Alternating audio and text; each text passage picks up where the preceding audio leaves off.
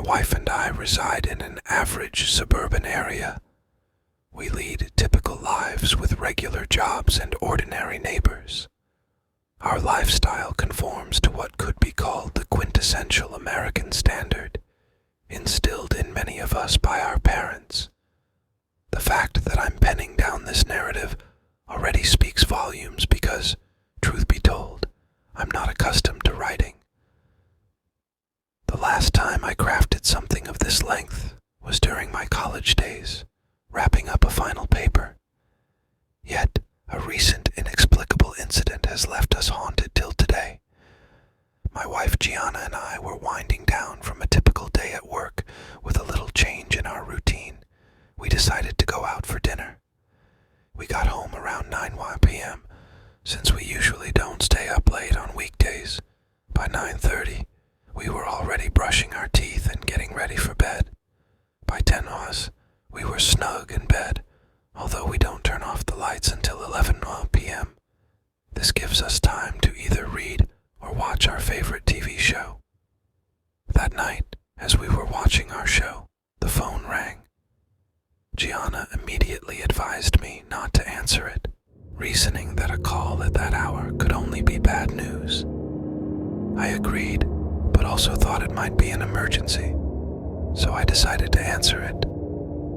I reached over to grab the phone from the nightstand, but it stopped ringing just as I was about to pick it up. Our old landline phone was pretty unreliable. As soon as the ringing stopped, the caller ID would vanish, and there was no way to check the call history.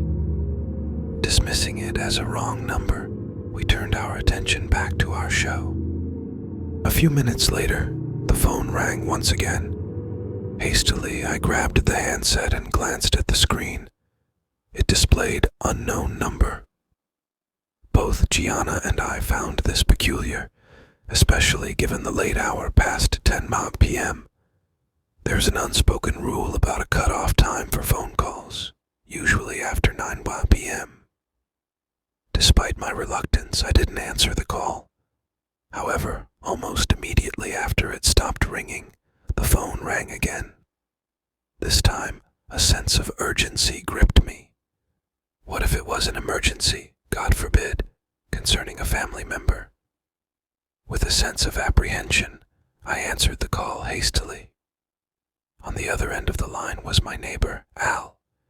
He questioned me about a man he claimed was standing outside our house. Confused, I asked him to clarify. Before I could fully comprehend his response, he abruptly instructed me to go outside, and then promptly ended the call. I found it incredibly strange how abruptly he hung up like that. When I relayed Al's message to Gianna, her expression turned fearful. "Don't go out there," she warned.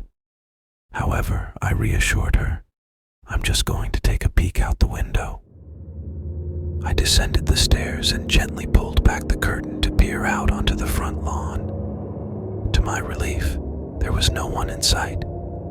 Feeling a bit braver, I decided to step outside onto the front stoop. I scanned the area, even checking the bushes directly in front of the house, but there was no sign of anyone. Feeling a mixture of annoyance and disbelief, I couldn't shake off the idea that Al might be playing a prank on us, especially at such a late hour on a work night. It just seemed out of character for him. Shrugging off my irritation, I returned to bed and assured Gianna that there was no one outside and that Al was likely just messing with us. However, she was just as puzzled as I was by the bizarre situation. At her insistence, I decided to call Al to clear things up. However, my call went straight to voicemail, leaving me no choice but to leave a message. I simply asked him to clarify the purpose of his call and to get back to me when he could. Just as I finished leaving the message, the phone rang again. This time, the caller ID showed unknown caller. With a sense of trepidation, I answered, only to hear Al's voice on the other end once more. Before I could utter a word, he calmly instructed me to go outside, claiming that there was someone standing outside our house. Then, without waiting for a response, he abruptly hung up. Feeling a surge of confusion and apprehension, I couldn't help but voice my bewilderment aloud. "All right, what the hell is going on?" I exclaimed. Instructing Gianna to stay put, I made my way downstairs and back to the window. Peering through the curtain once more, my heart skipped a beat as I spotted a figure standing at the end of our walkway where it met the sidewalk. The person was cloaked in darkness, their features obscured by a hood pulled tightly over their head. My hands trembled as I hesitated before cautiously stepping outside. With a knot of unease forming in my stomach, I called out to the mysterious figure, "Can I help you?" However, the individual remained rooted in place, offering no response to my inquiry.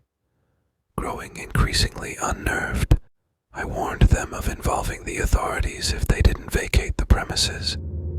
Just as the tense standoff unfolded, the shrill ringing of the house phone shattered the eerie silence, jolting me back to reality.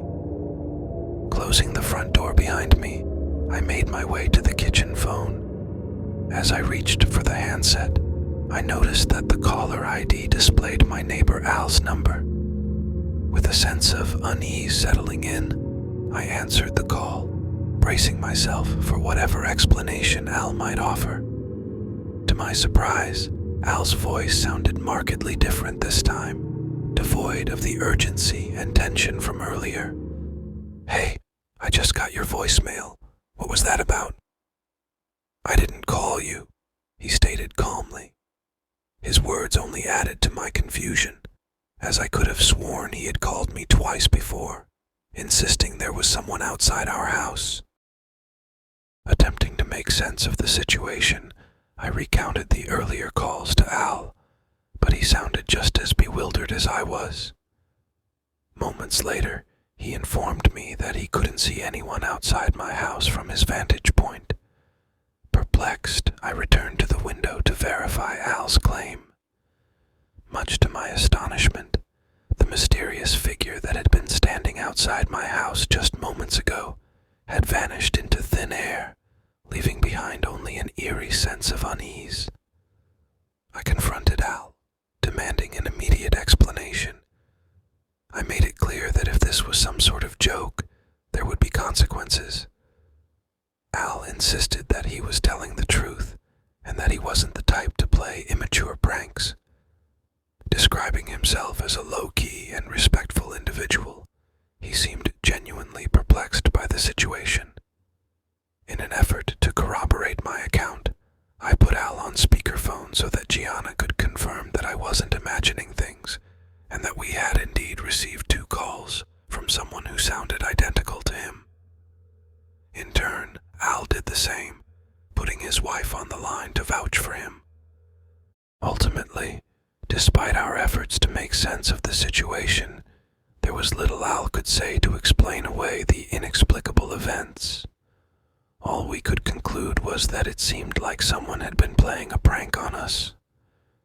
After we concluded the conversation with Al, I couldn't shake off the lingering sense of horror that had gripped me throughout the bizarre ordeal.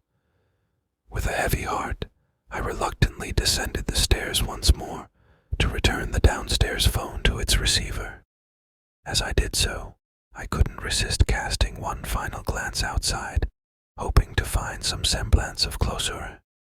To my relief, or perhaps disappointment, depending on how one looked at it, the mysterious figure was nowhere to be seen. It was as if he had never been there in the first place. Despite our best efforts, neither Gianna nor I could make sense of the inexplicable events that had transpired that night. As we retired to bed, the unanswered questions continued to linger in our minds, haunting us long into the night. None of us could ever fully comprehend or explain the perplexing circumstances surrounding the strange occurrences of that evening.